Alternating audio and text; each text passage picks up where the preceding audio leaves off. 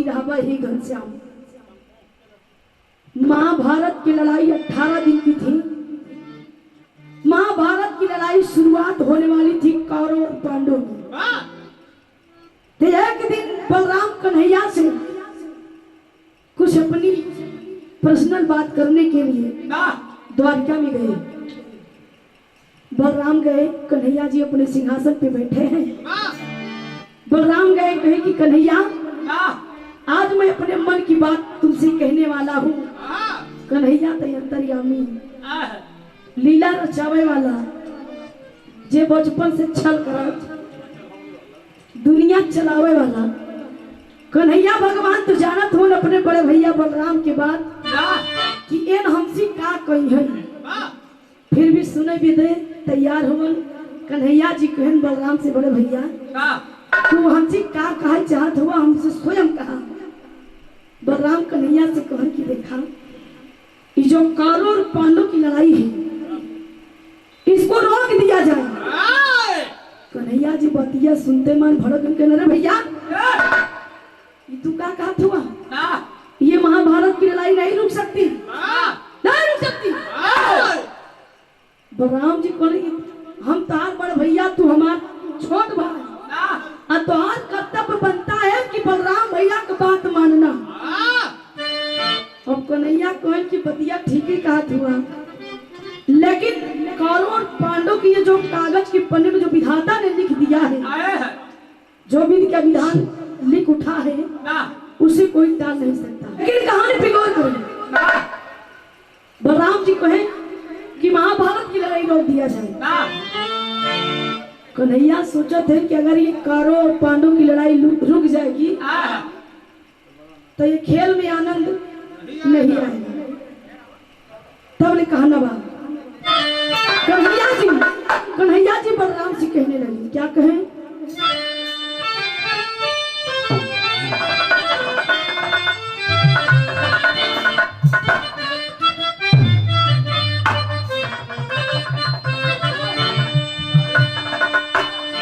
अर्जुन है सखा मेरा,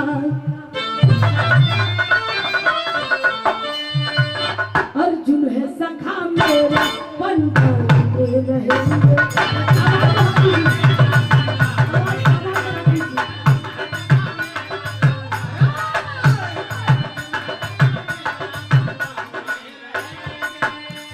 दुनिया में सबसे सच्चा रिश्ता यही होता है।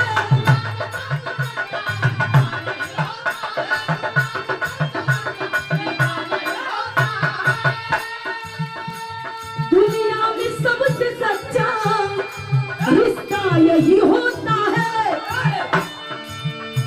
अब बलराम सोचा था कि कन्हैया अगर अर्जुन की तरफ से लड़ाई लड़ेंगे तो बलराम की शिष्य दुर्योधन था। तब क्या कहते हैं, दुर्योधन शिष्य मेरा, दुर्योधन शिष्य मेरा,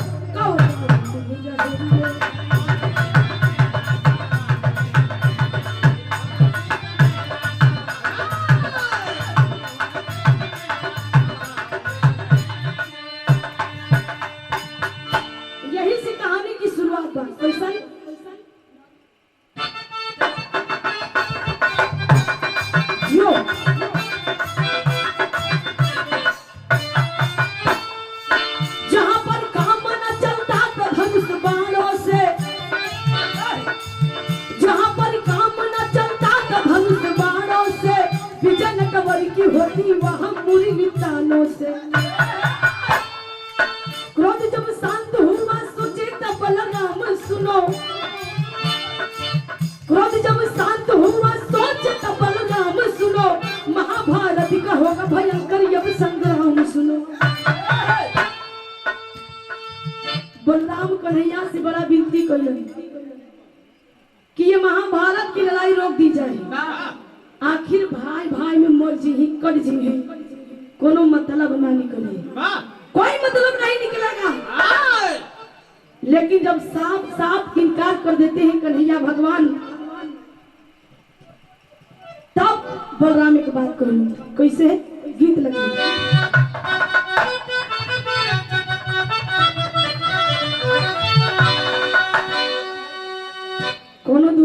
पिया क्रिकेट के बड़ा एकदम माहिर खिलाड़ी रहे।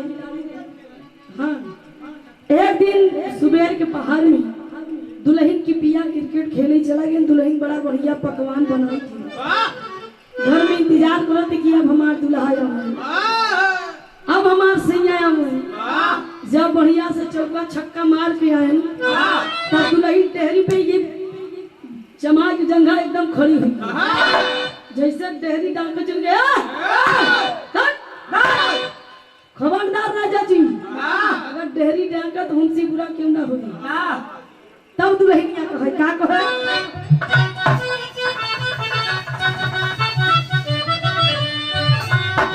अरे चौचक उठा के तनी, अरे चौचक उठा के तनी, अरे मारा राजा छक्का, अरे मारा राजा छक्का, तब हम जाना खिलाड़ी हुआ।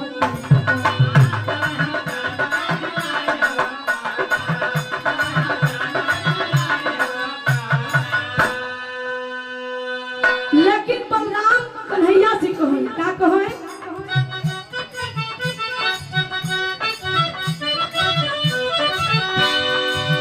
बोले बलराम,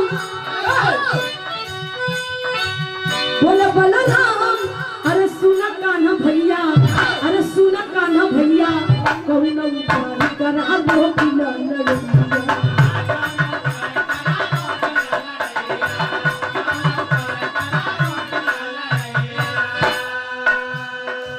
महाभारत के जब होई लड़ाई,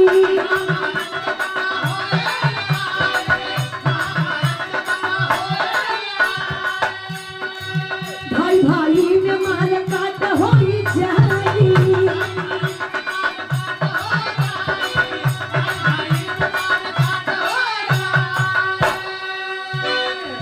बोले कन्हाई, बोले कन्हाई, अरे सुना दाऊ भैया, अरे सुना दाऊ भैया, कहूँ न उतारी नाही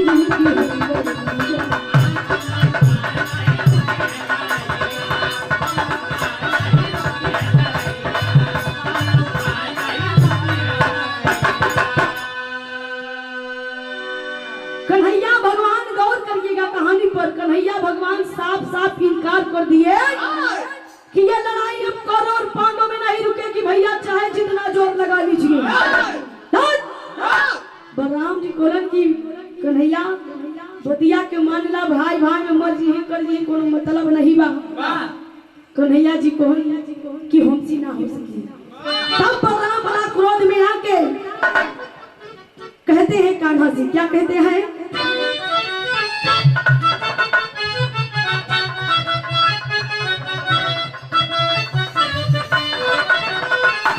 गीत के बड़ा बढ़िया संगीत के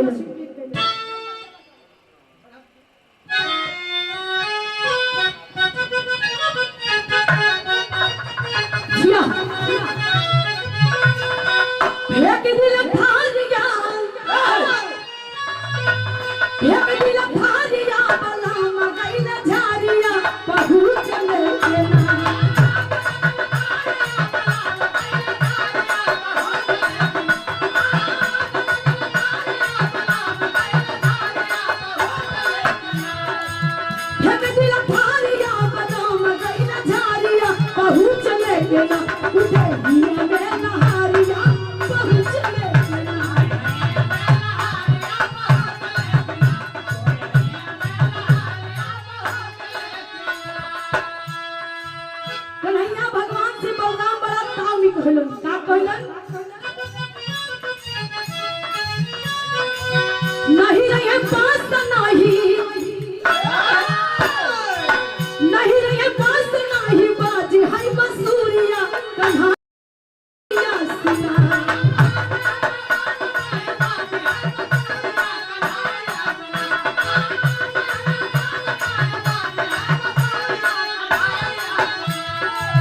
नहीं रहे पास नहीं, बाज है बसूरिया कन्हैया सुना। कैसे है ना लड़ाइया कन्हैया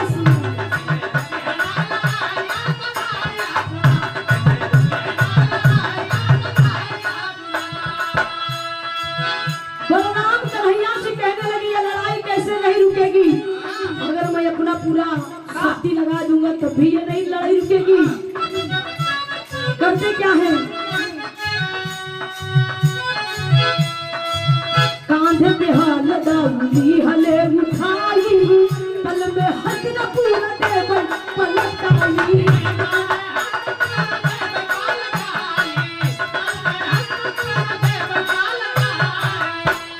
बोले कहानी की समझ ला, कान्हे पे दाऊ अपना हल उठा लिए। उठाने के बाद हस्तिनापुर में गए, बीचों बीच धरती पे खड़े हो गए। तो उस समय होता क्या है, माँ जहाँ हकार मन में, माँ जहाँ हकार मन में, सोच याद आइया कन्हैया सुना।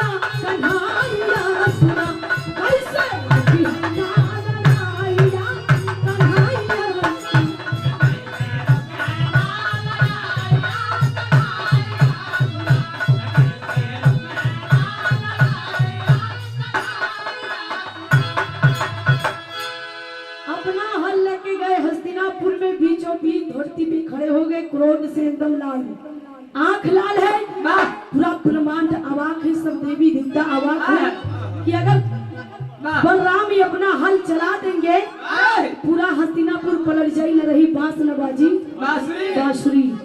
तब ले कन्हैया भगवान अपना माया रच दिए, एक माया के गांठ बना के हस्तिनापुर में ले जाके बीचों बीच धरती पे उसको ले जाके खड़ी कर दिए। जब हल चलाने वाले थे जहां पर मां सब गीत बदल गई, कैसन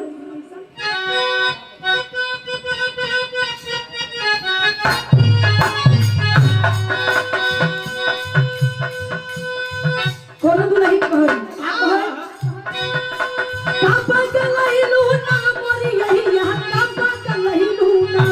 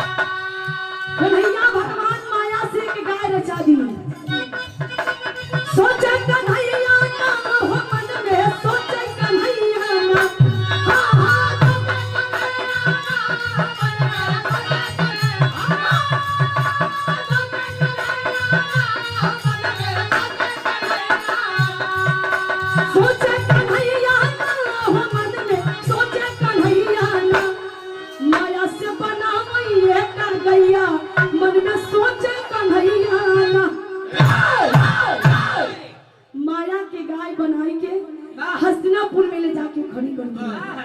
और उस समय बलराम बड़े क्रोध में और ले जाके गैया पे हल चला दिए। जब गैया के ऊपर हल चल गया तो गैया एकदम चिल्ला चिल्ला के अपनी जान दे देती है। दूरिया से खड़ा होके कान्हा जी एकदम हंसत हुवन, बंसी टेरत हुवन, पूरा ब्रह्मांड अवाक है। जब उनका गुस्सा शांत हुआ, जब धरती पे देखे हस्तिनापुर पूरी खून से लाल, खून से धरती एकदम लथपथ, तब बलराम सोचे कि बात तो नहीं यार, तोहर भाई मिले छल करे खाती।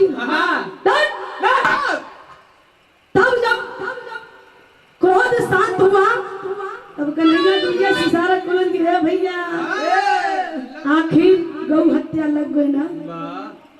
मैंने कहा था कि जोश में आके होश नहीं खोना चाहिए। तेरे के भाव में कहना है क्या,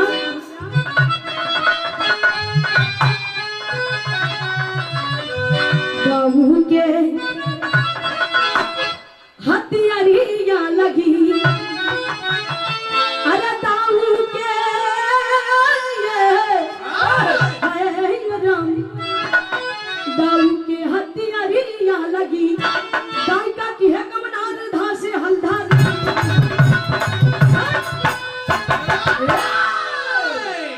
दाऊ के हथियारिया लगी, तब बलराम कन्हैया से कहलन कि जवन हो गया तवन हो गया, लेकिन गौ हत्या कैसन मिटे के कारण बतावा। अगर ये बड़का भाई के साथ छल किया हुआ तो तू तो दुनिया का दाता हुआ, नारायण अवतार हुआ, अंतर्यामी हुआ, ती गौ हत्या कैसन मिट्टी बतावा। लेकिन ये भैया उस समय उपाय बताते हैं, क्या गीत लगे।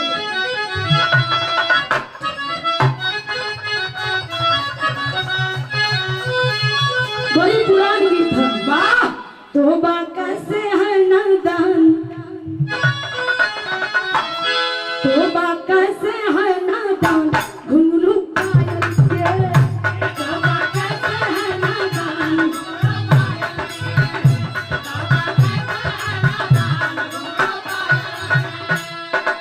लेकिन कन्हैया भगवान जवाब दिए क्या, झट से बोल पड़े भगवान सुनो क्या करना है,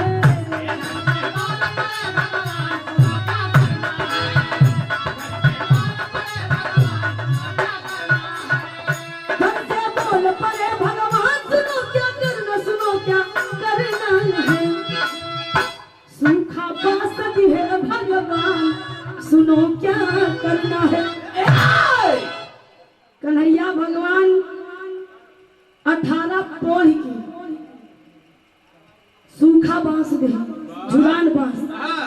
बांस में आप लोग देखत हो कि हाथ ही हाथ पे गांठे गांठ रहा था। 18 पोढ़ के बांस दे कहन ले जा भैया, ये झुलान बांस में से जौने दिन करेल निकल जाई हरियर कनखा, उस दिन समझा कि तोहार गौ हत्या गई मीठी। और जौने दिन ना निकली हरियर बांस तो समझ ले कि जब तक ना निकली। तीर्थ यात्रा करने के लिए बलराम एक जोगिया का भेष लई बनाई की, सूखा बांस सोचन कि बाप रे बाप हरियर बांसे में करेल निकलत, बतावत है कि झुलान बांसे में से जौने दिन करेल कलखी निकल जाई वही दिन तोहार गौ हत्या जाए मीठ। और कैसन चलते हैं बांस लेकर, कैसे मार सब गीत लेते हैं।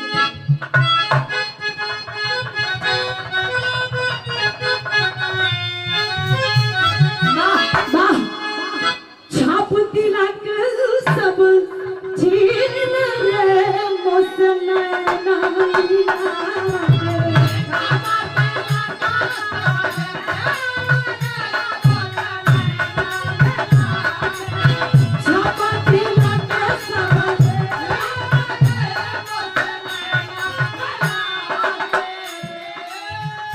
नैना मिला के मुझसे नजर चुराई के, छाप तिलक सब छीन रे मुझसे नैना मिला के। लेकिन उस समय बलराम कैसे चल रहे, बंदा जी चला दीन रे साधु भसिया बनाई,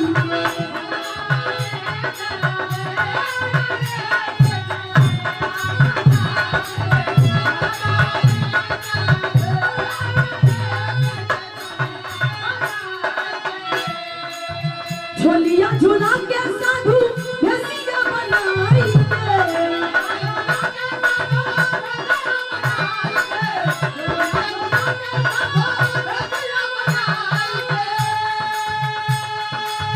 पीला वस्त्र नवा लीन रे पीछे झोलिया झुलाई,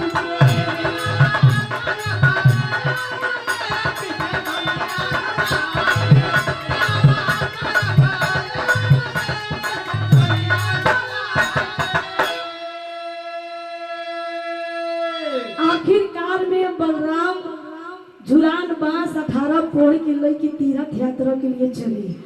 24 घंटा प्रतिदिन हर दिन वो झुलाने बांस पे उनके निगाह है कि कब हरियर करेल निकले, कब हमार गौ हत्या मिटे। यार छत से कृष्ण भगवान मौका पा गए और ललकार के दोनों योद्धाओं को कह दिए, यार अर्जुन यार दुर्योधन के, यार दुर्योधन के कह दिए, दुर्योधन अपनी सेना सजा के कुरुक्षेत्र मैदान में लेकर आओ, रथ के हो हक भगवैया अर्जुन की।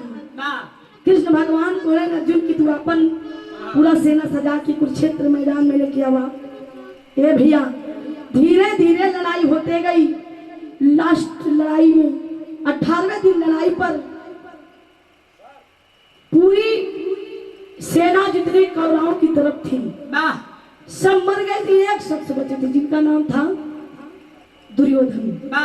अब पांडवों की सेना जो मरी लेकिन पांडव सेना जो थी पांचों भाई एकदम से बचे। आखिरकार में जब लड़ाई होत बा दुर्योधन और भीम ने गदा से लड़ाई मार होत बा।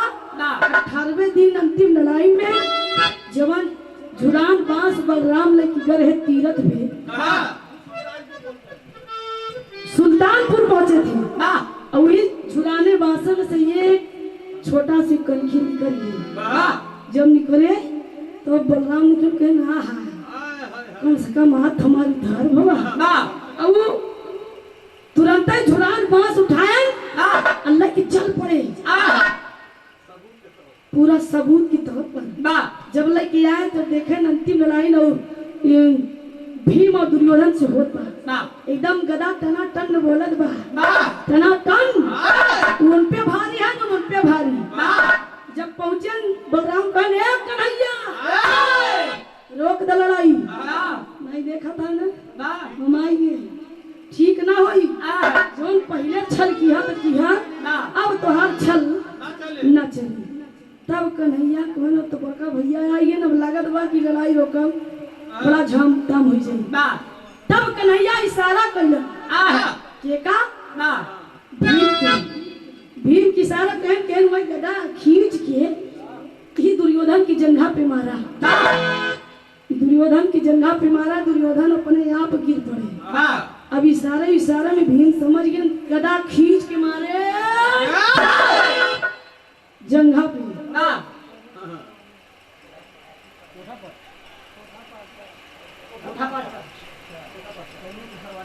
और एक परमाधुरी सम्मानित आवड़े भैया जी की ओर से सोनू केसरवानी कोठा पारचा क्या बड़े भैया जी की ओर से 51 रुपये की सम्मान किए। जब भीम ने गदा खींच की जंघा पे मारे तब दुर्योधन धरती पे गिर पड़ता है। तो धरती पे गिर पड़ता है। ये बाबू बहुत कबा आखिरी हम कहना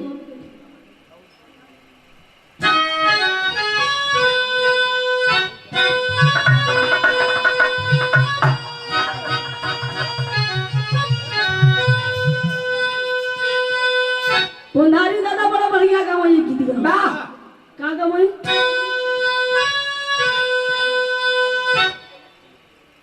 अरे अब ना मिली ए दादा अब ना मिली अपन चुंग बना मिली देसी घी का छोरी अब ना मिली।